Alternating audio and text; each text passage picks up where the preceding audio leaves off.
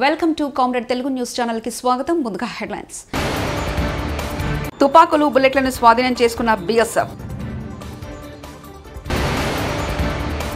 రైతు రుణమాఫీలో దేశానికి తెలంగాణ ఆదర్శంగా నిలవాలి సీఎం రేవంత్.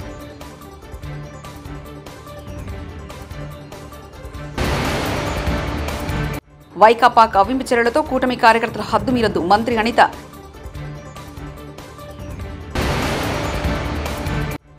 జనసేన పార్టీ క్రియాశీలక సభ్యత్వ నమోదు కార్యక్రమంలో శ్రీ నాదెండ్ల మనోహర్.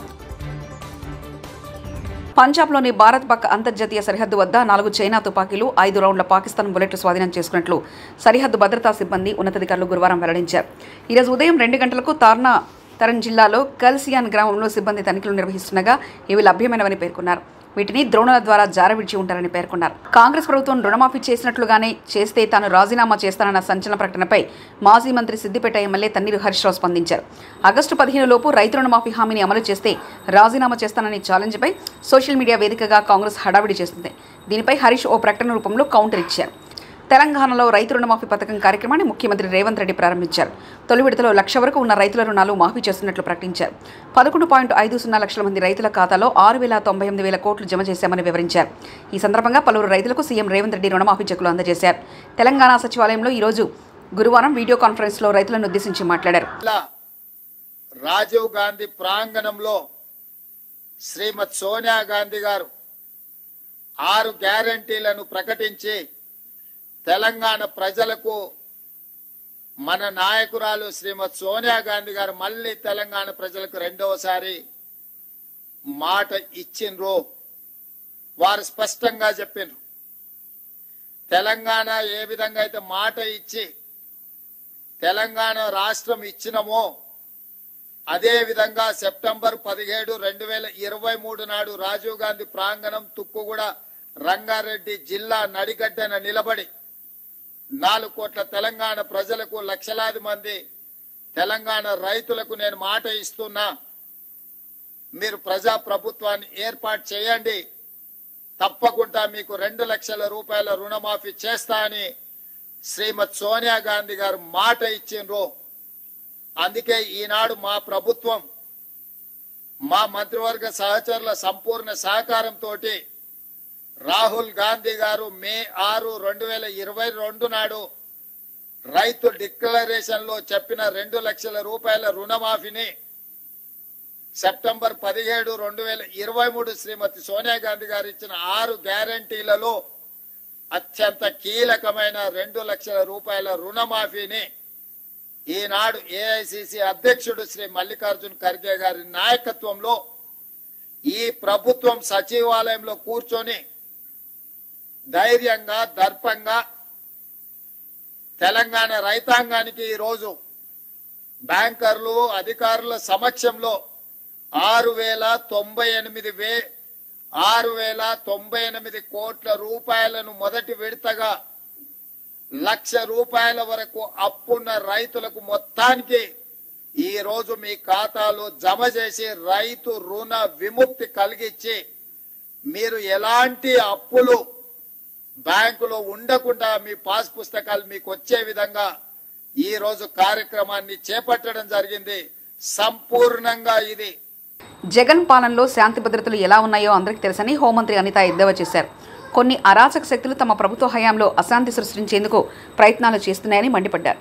గత 5 ఏళ్లలో భాజపా, తెలుగుదేశం పార్టీ, జనసేనతో పాటు సాధారణ ప్రజలు కూడా ఇబ్బందులు పడ్డారని గుర్తు చేశారు.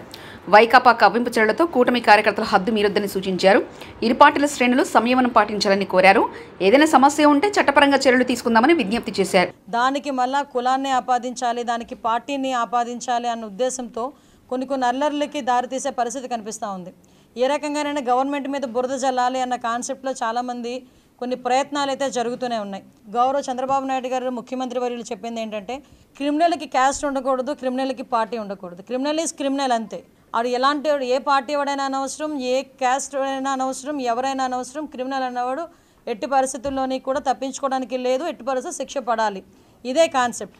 చంద్రబాబు నాయుడు గారు లా అండ్ ఆర్డర్ని కంట్రోల్ చేయగలరు, at the same time crime రేట్ని కూడా తగ్గించగలరు అన్న ఒక మంచి ఒపీనియన్ కూడా గవర్నమెంట్ ప్రజలందరిలోని కూడా ఉంది. దీన్ని ఏదో రకంగా డిస్ట్రాయ్ చేయడానికి కంపల్సరీగా ఒక రకంగా చెప్పాలంటే నేను చెప్పేది ఏంటంటే వాళ్ళ కక్ష సాధింపు చర్యలు అనొచ్చు, లేకపోతే కవ్వింపు చర్యలు అనొచ్చు, ఏదైనా కూడా కొన్ని ఇప్పుడు పొంగునూరు లాంటి సిచ్యువేషన్స్ అనేవి జరుగుతూనే మనకి కనిపిస్తూ ఉన్నాయి. ఈరోజు నేను ఒకటే చెప్తున్నా, తెలుగుదేశం పార్టీ కార్యకర్తలకు అవనేయండి, సామాన్య ప్రజలకు అవనేయండి. ఎందుకు సామాన్య ప్రజల గురించి కూడా నేను మాట్లాడుతున్నానంటే, జగన్మోహన్ రెడ్డి గవర్నమెంట్లో తెలుగుదేశం పార్టీ వాళ్ళు ఒక్కలే ఇబ్బంది పడడం కాదండి. తెలుగుదేశం పార్టీ వాళ్ళు పార్టీల పరంగా రాజకీయాలుగా తెలుగుదేశం పార్టీ వాళ్ళు కానీ, జనసేన వాళ్ళు కానీ, బీజేపీ వాళ్ళు కానీ ఎన్ని ఇబ్బందులు పడ్డారో కామన్ పీపుల్ కూడా అంతే ఇబ్బంది పడ్డారు. భూ కబ్జాల విషయంలో కానివ్వండి, వాళ్ళ మీద దాడుల విషయంలో కానివ్వండి, డాక్టర్ సుధాకర్ లాంటి డాక్టర్స్ విషయంలోనే కానివ్వండి, డాక్టర్ అనితారాణి లాంటి డాక్టర్స్ విషయంలో కానివ్వండి, కామన్ పీపుల్ ఒక ముస్లిం కుటుంబం ఏదైతే ఆత్మహత్య చేసుకున్న సందర్భం కానివ్వండి, ఒక అమ్మాయి సూసైడ్ చేసుకుని 10th క్లాస్ అమ్మాయి సూసైడ్ చేసుకునే విధానం కానివ్వండి, చాలామంది స్నేహలత అనే అమ్మాయిని చంపేయడం కానివ్వండి, నాగమ్మ అనే అమ్మాయిని చంపేయడం కానివ్వండి, ఇలాంటి అంటే పొలిటికల్కి సంబంధం లేకుండా ఉన్న సివిలైన్స్ కూడా చాలామంది ప్రజలు కూడా ఇబ్బంది పడ్డారు. 5 సంవత్సరాలు చాలా ఇబ్బందులు పడ్డాం. ఈ 5 సంవత్సరాలు చాలా మేము నరకం చూసాం. సో ఈరోజు ఏదైనా ఒక విషయంలో ఒక ప్రొయాక్టివ్గా ఒక స్టెప్ తీసుకోవడానికి కొంచెం సిద్ధపడుతున్నారు కొంతమంది. నేనేమంటానంటే, మీతో పాటు అందరూ సఫర్ అయిన వాళ్ళమే. అందరికన్నా ఎక్కువగా చంద్రబాబు నాయుడు గారు, పవన్ కళ్యాణ్ గారు కూడా సఫర్ అయ్యారు. చంద్రబాబు నాయుడు గారిని ఏ రకంగా ఇబ్బంది పెట్టారో మనందరికీ కూడా తెలుసు. పవన్ కళ్యాణ్ గారు నడి రోడ్డు మీద ఆయన్ని ఈవెన్ నగర బహిష్కరణ అన్న రకంగా కూడా ఆయన్ని ట్రీట్ చేయడం కూడా మనందరం కూడా చూస్తున్నాం. ఇటువంటి సిచ్యువేషన్స్లో ఈరోజు మనం అధికారంలో ఉన్నాం. అధికారంలో ఉండేటప్పుడు సంయమనం పాటించాల్సిన అవసరం తెలుగుదేశం పార్టీ కార్యకర్తలు కానీ, జనసేన పార్టీ కార్యకర్తలు కానీ అందరికీ కూడా ఉంది. ఎందుకంటే వాళ్ళు రెచ్చగొట్టే తీరులో ఉన్నారు. ఏ రకంగానైనా బురద జల్లే పరిస్థితిని తీసుకొస్తున్నారు.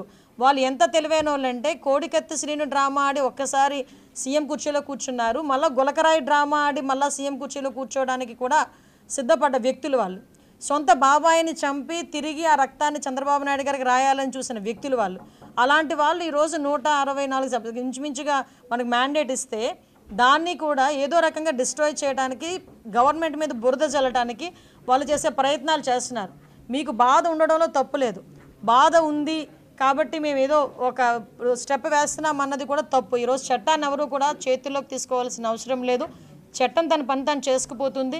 దయచేసి ప్రతి ఒక్కరు కూడా సంయమనం పాటించండి. బోత్ పార్టీస్, నేనేం చెప్తున్నానంటే బోత్ పార్టీస్ మన తాలూకా రాజకీయంగా మన ఉనికి కాపాడుకోవడానికో లేకపోతే బురద జల్లే కార్యక్రమానికో కామన్ పీపుల్ని ఇబ్బందులు పెట్టే పరిస్థితి తెచ్చుకోకూడదు. దయచేసి ఈ విషయంలో ఎలాంటి వాళ్ళైనా అటువంటి సిచ్యువేషన్ క్రియేట్ చేస్తే కనుక చట్టం తన పని తను చేసుకెళ్ళిపోతుంది. లా విషయంలో ఎవరు కూడా అతీతులు కాదు. ఈ విషయం చెప్పడానికనే ఈరోజు మీ అందరి దగ్గరికి రావడం జరిగింది. దయచేసి ఒకటే చెప్తున్నా, అన్ని పార్టీల వారికి, ఇటు వైఎస్ఆర్సీపీ పార్టీ వాళ్ళకి, టీడీపీ పార్టీ వాళ్ళకి, జనసేన వాళ్ళకి అందరికీ కూడా మనం చట్టాన్ని ఏ రోజు కూడా చేతుల్లోకి తీసుకోవద్దు. మనం చట్టాన్ని చేతుల్లోకి తీసుకొని మనం వాళ్ళు చేసిన ట్రాప్లో మనం పడొద్దు. నేను అది చెప్తున్నా, వాళ్ళు వేసిన ట్రాప్లో అనవసరంగా మనం పడొద్దు. చట్టాన్ని ఎవరు కూడా చేతుల్లోకి తీసుకోకండి. At the same time YSRCP వాళ్ళకి కూడా ఒకటే చెప్తున్నా, మీ లాభాపేక్ష గురించో మీ రాజకీయ ఉనికి గురించో కామన్ పీపుల్ని ఇబ్బంది పెట్టొద్దు అని మాత్రం నేను మీ అందరినీ కూడా విజ్ఞప్తి చేస్తున్నాను. యాదాద్రి లక్ష్మీనరసింహస్వామి ఆలయాన్ని ప్రముఖ సినీ నటుడు, రచయిత తనికెళ్లభరణి దర్శించుకున్నారు. గురువారం కుటుంబ సభ్యులతో కలిసి స్వామివారి సేవలో పాల్గొన్నారు. తన సతీమణి పుట్టినరోజు సందర్భంగా యాదాద్రికి వచ్చినట్లు తనికెళ్లభరణి తెలిపారు. కలియుగ వైకుంఠం యాదాద్రిని భక్తులు దర్శించుకోవాలని కోరారు.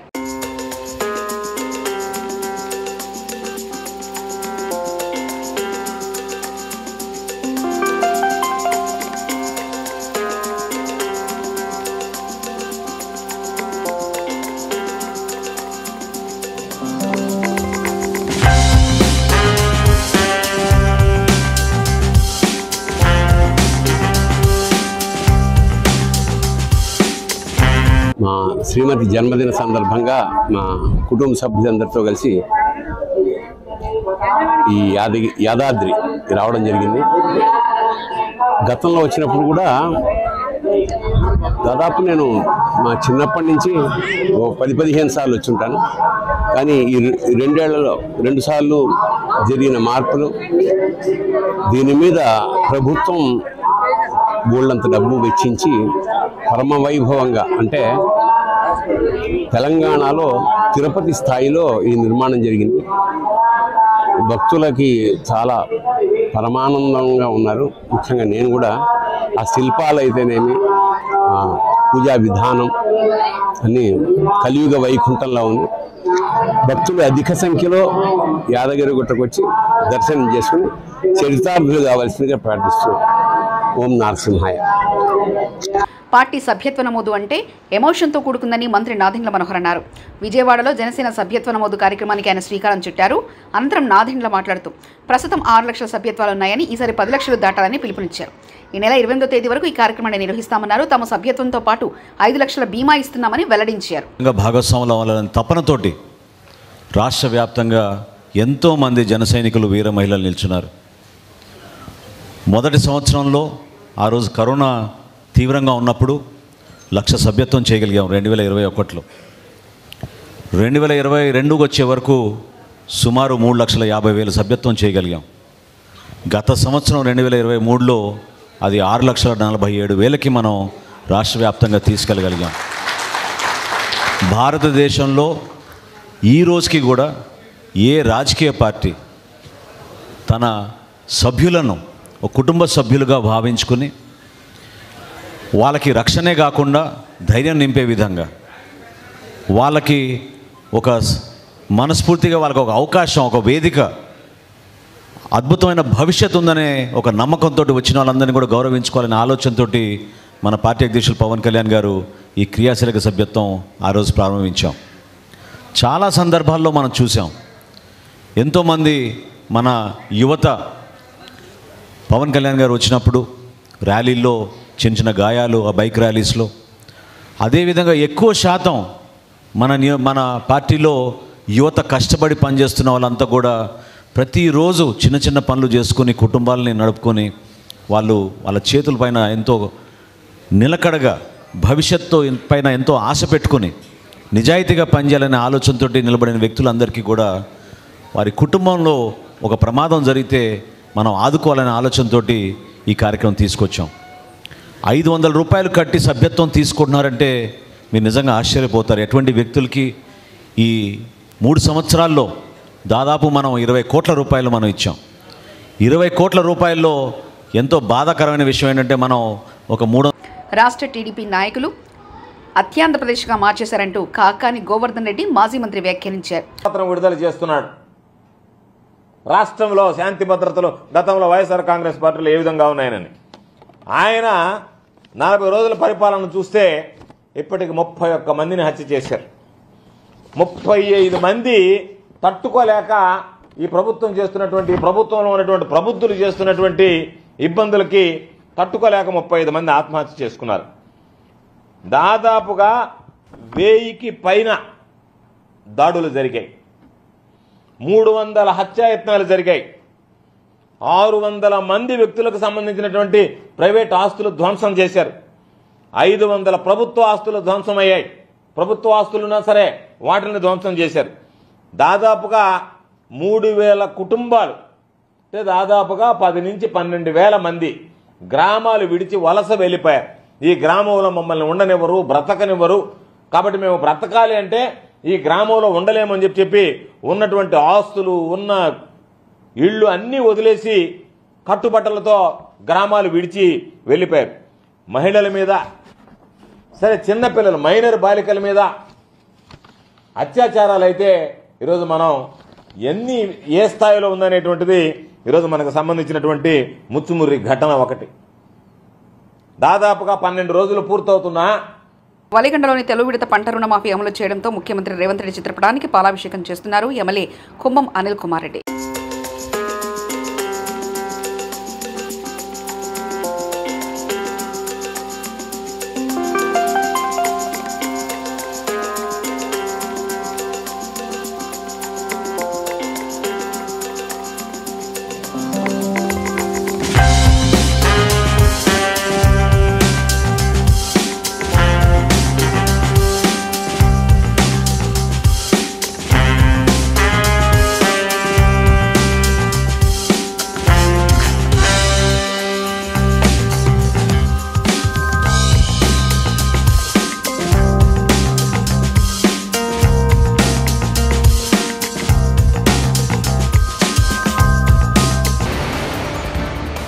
తుపాకులు, బుల్లెట్లను స్వాధీనం చేసుకున్న బీఎస్ఎఫ్.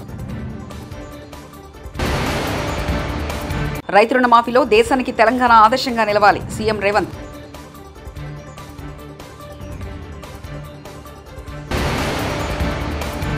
వైకాపా కవ్వింపు చర్యలతో కూటమి కార్యకర్తల హద్దు మీరొద్దు మంత్రి అనిత.